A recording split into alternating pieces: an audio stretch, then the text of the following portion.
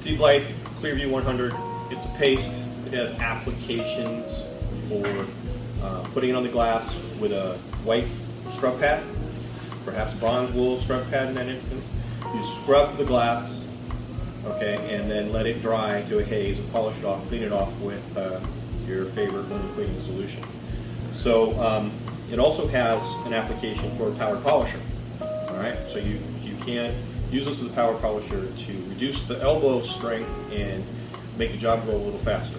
Nice thing about it is that it has a very clean SDS heat, no acids in it, minimal personal protection required. You don't eat it like yogurt, but